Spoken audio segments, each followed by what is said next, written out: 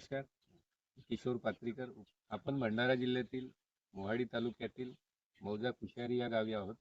आपल्या बाजूला एक पोल्ट्रीचं युनिट आहे, बॉयलर कोंबड्यांचं. आणि आपल्यासोबत ज्यांचं युनिट आहे तसे एक तरुण शेतकरी आहे त्याच्यामध्ये, अमोल कामत. यांच्याशी आपण बातचीत करूया की त्यांनी एक छानसं रोजगार या ठिकाणी उभा केलेला आहे आणि ते त्याच्यापासून आर्थिक उत्पन्न चांगल्या प्रकारे मिळवत आहेत. तर अमोल, तुमच्या कुटुंबामध्ये किती लोक आहेत? कुटुंबामध्ये 3 लोक आहोत सर आम्ही. बरं. आई, मोठा भाऊ आणि मी. बरं, तुझं शिक्षण किती झालं? शिक्षण 12वी पर्यंत झालंय सर. 12वी पर्यंत झालं. हो.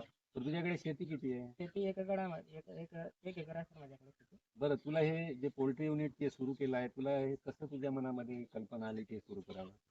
कल्पना म्हणजे सर आता शिक्षणाच्या म्हणजे नोकरीच्या मागे वळण्यापेक्षा जर आपण स्वतःचा एक चांगला व्यवसाय केला, स्वतःच्या पायावर स्टेबल झाला, ते बरं. म्हणजे माझ्या मनामध्ये होतं सर का स्वतःच्या भरोश्यावर काहीतरी करायचं आधीपासून. बरं, मग एक म्हणजे मित्राच्या सहकार्याने आपण एक पोल्ट्री व्यवसाय चालू केला आणि त्याच्यापासून आता म्हणजे तू कुठे बघितलेलं होतं मी? हा, मित्राकडे बघितलं, त्याच्याकडे चालू आहे आता. हं.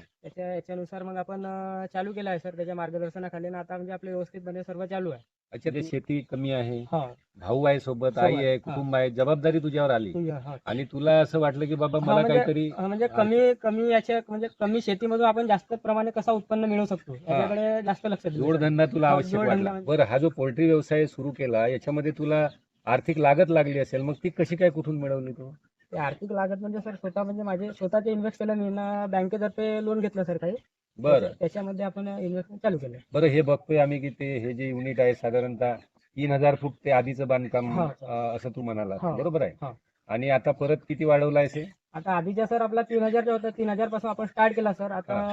आता 5000 असेल आपल्याकडे. आता म्हणजे 2000 आपण वाढवलेलो. त्याच्यात म्हणजे जितना आपण प्रॉफिट कमवून सनेल आपण हे करत आहोत. बरं, तू 3000 स्क्वेअर फीटचं पहिल्यांदा बांधकाम केलं, हा. त्याच्याकरता तुला खर्च किती आला, लोन किती घेतलं? आपण 6 लाख रुपये लोन घेतलं होतं सर. त्याच्यामध्ये 3-3.5 लाख रुपये आपल्याला सेटला खर्च आला बांधकामाकरिता. आणि पक्षी त्यांच्या दाना त्यांच्या व्यवस्थापनाकरता आपल्याला 3-3.5 लाख रुपये खर्च आले सर. अच्छा, आता तू 6 लाखामध्ये ते उभारलं. हो. आता मला सांग, तुला त्याच्यापासून किती उत्पन्न आणि कसं मिळत होतं? किती बर्ड्स त्याच्यामध्ये रेअर करत होता? किती महिन्यात ते निघत होते? आणि वर्षभरात तुला किती साधारणतः पैसे त्यातून मिळत होते?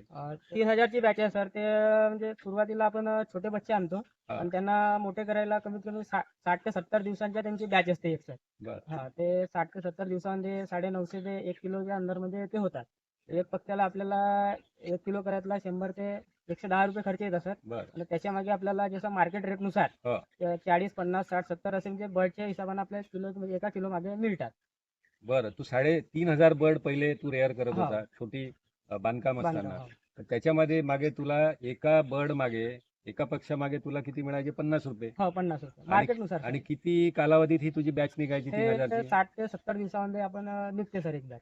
बरं, आता 50 रुपये एका बर्ड मागे तू 3000 पक्षी काढत होता, म्हणजे त्याच्यामध्ये तुला 1.5 लाख मिळत होते. 1.5 लाख रुपये आपल्याला. बरोबर आहे. वर्षभरात किती बॅचेस काढत होता? वर्षभरामध्ये सर आपण 4 ते 5 बॅचेस काढतो, पण 4 सरासरी निघतात. 4 निघतात. म्हणजे 1.5 लाख जर एका बॅचचे पकडले तर तुला साधारणतः मग 6 लाख रुपये तुला आपण मिळाले. वर्षाला मिळवतो.